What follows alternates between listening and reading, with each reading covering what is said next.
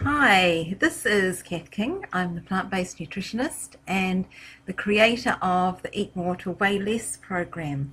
And I've never tried Facebook Live before, so today I hope that I'm doing everything right, first of all. I have seen others use Facebook Live with some really good results in terms of being able to connect with other people. So I thought I'd give it a go and kind of use it for answering some of the many questions that I'm often asked. And I've chosen a question today that kind of gets to the heart of why many people are overweight and experience so many failed attempts to lose weight, and are also often reluctant to try again and do something like joining the Eat More to Weigh Less program. So I often hear something like this from people.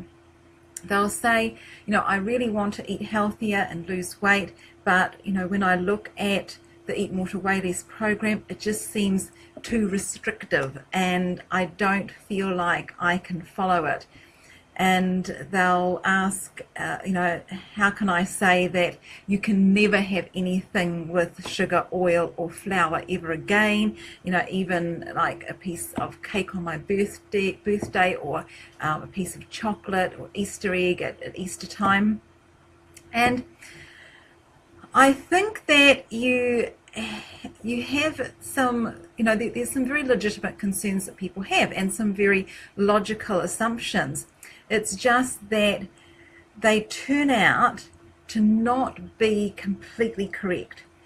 The fact is that adopting a health promoting diet in a world and in a culture that's designed to make you fat and sick, it's a very difficult thing. And there's many people, including some very well qualified and knowledgeable people like dietitians and doctors, who think that if you moderate the program or the weight loss attempt and make it less strict, that it's going to make it easier for people to stick to. And what I would say is that what we first need to do is we need to decide whether what we're talking about is really, if we have like a food addiction, if we have and it's some kind of addictive relationship to those kinds of foods, the sugar, the oil, the excessive salt, the flour products.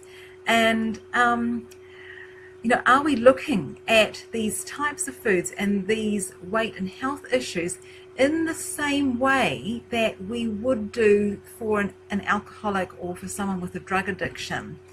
And so I looked up the definition of addiction in Merriam's and Webster's dictionary, and it says that it is a compulsive need for and use of a habit-forming substance characterized by tolerance and by well-defined physiological symptoms upon withdrawal.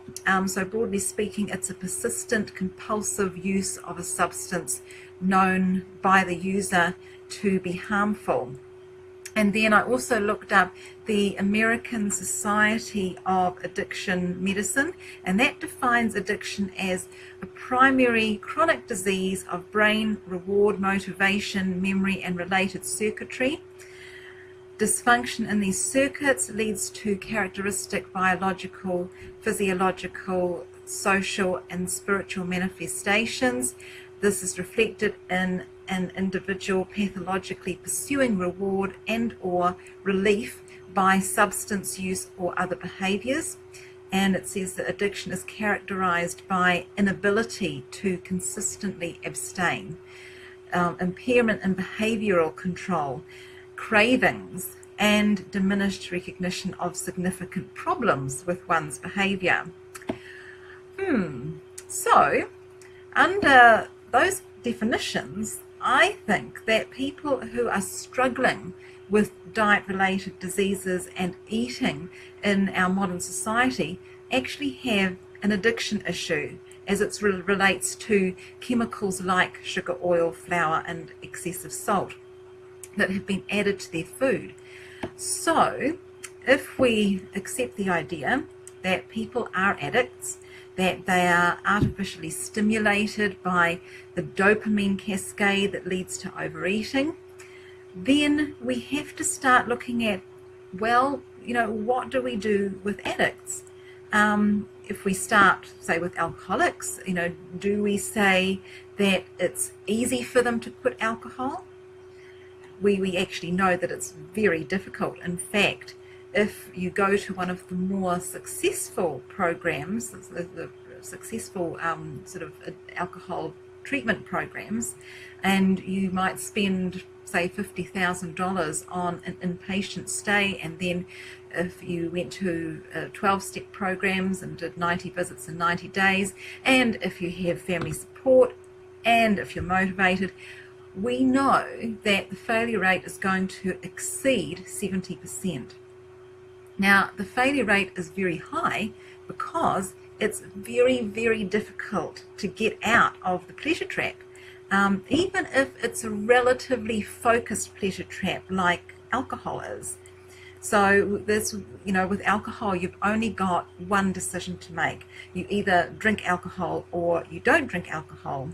Whereas dietary pleasure traps are actually a lot more complex and wide-ranging because there are so many problematic foods, and these foods are available everywhere, and they're socially acceptable, and there's often less help available to people to get out of that pleasure trap. In fact, often that people find the opposite. Often people experience others around them actively trying to derail their attempts. And so it can be a lot more difficult getting out of the dietary pleasure trap. Now, we don't say with alcoholics, oh, well, it'll be easier if we let you have a little beer and a little wine, because to say that you can't drink any alcohol, well, that would be extreme and too difficult. We don't say, well, how about you try putting your alcohol in a smaller glass because, a little bit won't hurt. And then put the glass down in between each mouthful so that you can drink more mindfully and you can learn to drink normally and in moderation. We don't say that because we know that the failure rate would be 100%. The only thing that works with alcoholics is to come up with a strategy every single day to not drink. So we don't tell alcoholics that it's too difficult. We tell them that, yes, it is difficult, and these are the strategies that you need to use. So now if we take a look at people who are obese, and if obese people adopt any of the kind of weight loss strategies like Weight Watchers or Paleo, Jenny Craig's, Sure Slim or whatever, we find that the failure rate is exceedingly high, about 99% or more, in terms of them being able to lose their weight and keep it off. And the reason is that we're telling people, well, you're overweight, so what you need to do is you need to learn to eat less, so put your food on a smaller plate, put your spoon down between mouthfuls, eat the same food, just do it differently, and then you won't be fat anymore. The problem is that it doesn't work at all. So it doesn't do any good to keep lying to people by telling them that they're going to be able to lose weight and still eat the same food. What we need to do is we need to tell the truth, which is that they are addicts. They are addicted to the dietary pleasure trap.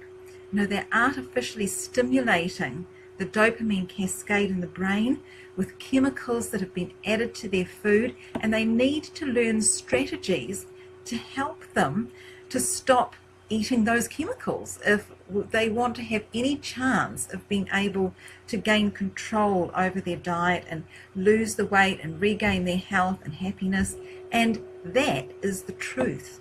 Now, does that mean that nobody can ever drink alcohol or they're going to become an alcoholic? No. But, you know, if you're an alcoholic, that's not you.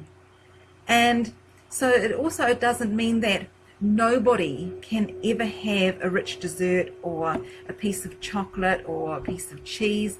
But if you're fat or sick, then that's not you. If you're overweight or you have compromised health, you're not someone who can eat that way. And if you could have done it, you would have done it. If you could have lost the weight, if you could have controlled your eating, but you can't control it. And so you need to stop pretending that you can if you want to be successful.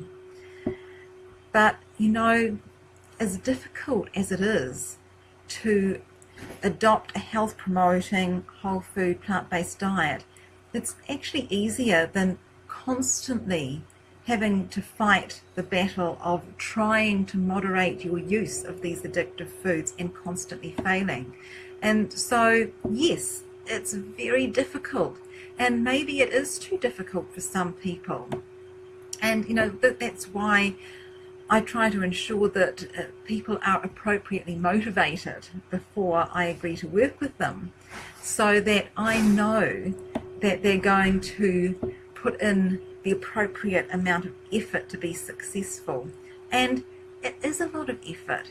So I agree with the critics that it is a very difficult change to implement. But for people who are motivated adequately, this really is the easiest way to go because it works.